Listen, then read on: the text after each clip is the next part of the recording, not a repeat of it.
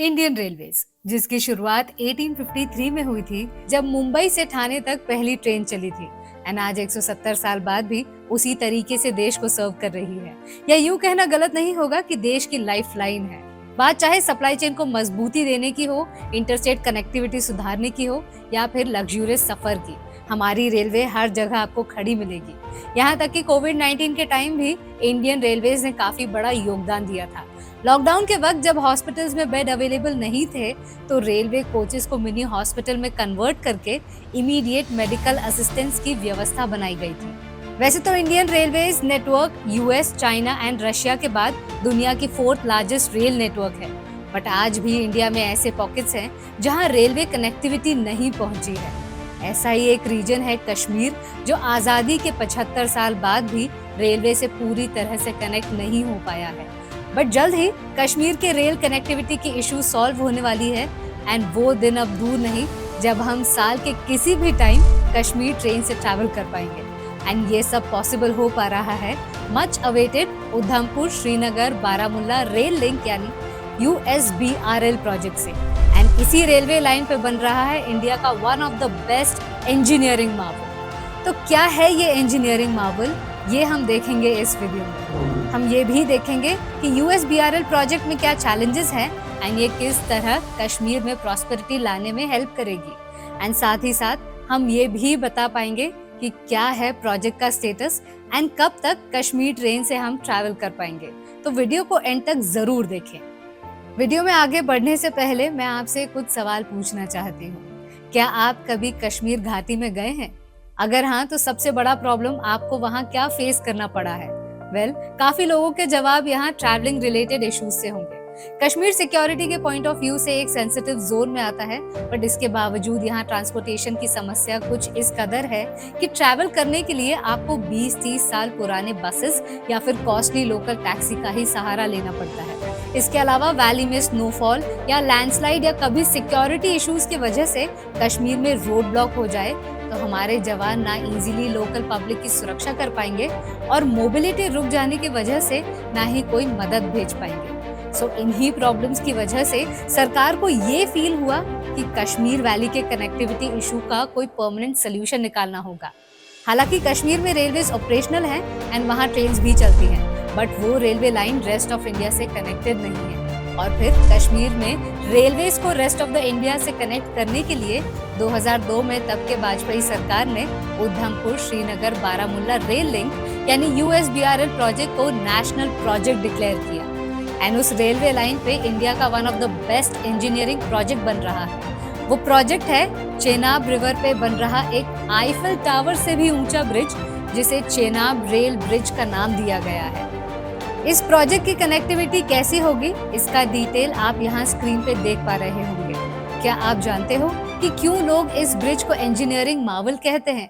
इसका रीजन है इस ब्रिज की लोकेशन, जो एक सेस्मिक जोन 4 एरिया है, जहां अर्थक्वेक या लैंडस्लाइड की पॉसिबिलिटी बहुत हाई होती है। ये ब्रिज 8 रिक्टर स्केल के अर्थक्वेक को भी विथस्टैंड कर सकता है। आपके रेफरेंस के लिए बता दूं कि 2001 का भुज अर्थक्वेक 7.7 रिक्टर स्केल का था, जिसमें 20,000 लोगों की जान चली गई थी। इसके अलावा क्योंकि कश्मीर एक सेंसिटिव जोन है जहां सिक्योरिटी इश्यूज होते रहते हैं, इस बात को भी यहाँ ध्यान में रखते हुए ब्रिज को ब्लास्ट प्रूफ स्टील से बनाया गया है, ताकि किसी भी तरह के हमले से बचा जा सके। इस स्ट्रक्चर पे थोड़ा डिस्कशन करें तो चेनाब ब्रिज 1315 मीटर लंबा है और चेनाब रिवर से अगर नापे तो 359 मीटर ऊंचा है। आपको जान के हैरानी होगी कि ये हाइट पेरिस के आईफिल टावर से भी 35 मीटर ऊंचा है। चैलेंजेस: चेनाब ब्रिज को बनाना किसी रेत में से पानी निकालने से कम नहीं। इस ब्रिज को बनाने में सबसे पहला चैलेंज आता है इंजीनियरिंग रिलेटेड। अब क्योंकि ये एक रेलवे लिंक ब्रिज है तो इसकी स्टेबिलिटी बहुत इंपॉर्टेंट हो जाती है। इसके लिए इंजीनियर्स ने एक कंक्रीट आर्च का इस्तेमाल किया, जो कि ब्रिज के दोनों किनारों से जुड़ा हुआ है। इसके आर्च का स्पैन 485 मीटर का है, जो कि दुनिया का सबसे लंबा स्पैन है। इस आर्च को बनाने के लिए 28,660 मेट्रिक टन स्टील का इस्तेमाल किया गया है। इसके अलावा इसे बनाने में एक खास टेक्निक का इस्तेमाल हुआ, जिसे केबल क्रेन सिस्टम कहते हैं। दूसरा चैलेंज था वेदर कंडीशंस। कश्मीर घाटी के मौसम से तो आप सब वाकिफ होंगे। यहाँ पर गर्मी में टेम्परेचर 40 डिग्री सेल्सियस तक पहुँच सकता है और सर्दी में -20 डिग्री सेल्सियस तक गिर सकता है। इसके अलावा यहाँ पर बारिश और बर्फ भी बहुत होती है, जिसकी वजह से कंस्ट्रक्शन में काफी प्रॉब्लम्स आती हैं। इसीलिए इंजीनियर्स ने इस ब्रिज को ऐसे मटेरियल से बनाया है जो हर मौसम में काम कर सके। ब्रिज के डेक पर एक यूनिक पेंट का इस्तेमाल किया गया है जो इसे करोजन से बचाता है और इसकी मजबूती मेंटेन करके रखता है। इसके अलावा चेनाब ब्रिज के पियर्स पर एक थर्मल प्रोटेक्शन सिस्टम भी लगाया गया है जो टेम्परेचर चेंज के होने वाले इम्पैक्ट से बचाता है। थर्ड चैलेंज था कि इस ब्रिज को कैसे सिक्योर किया जाए, क्योंकि ये पूरा का पूरा एरिया सेंसिटिव जोन में आता है एंड यहाँ कब कोई अटैक हो जाए नोबडी नोस। तो यहाँ पे DRDO से हेल्प ली गई एंड आज ब्रिज ऐसा है कि किसी रीजन से अगर ब्रिज के 17 पियर्स में से एक भी टूट जाए तो भी ब्रिज नहीं गिरेगा।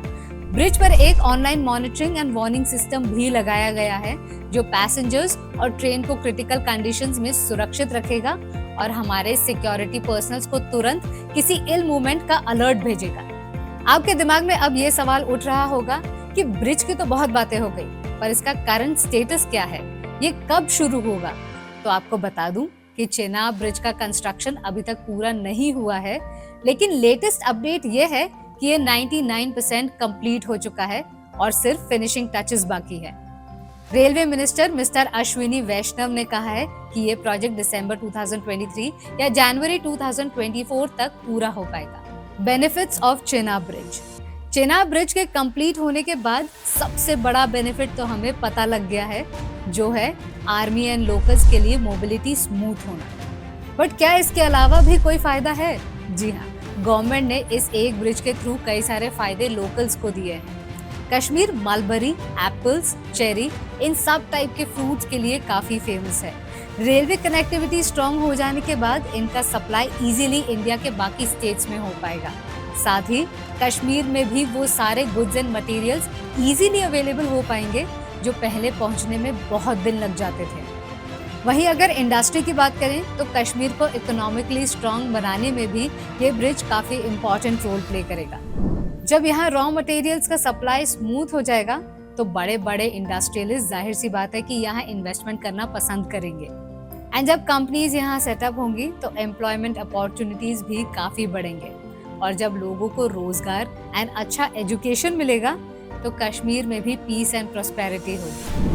कश्मीर की काफी लंबी हिस्ट्री रही है डिस्टर्बेंस की, बट अब टाइम आ गया है कि वहाँ इकोनॉमिक प्रोस्पेरिटी एंड नॉर्मलसी लाई जाए।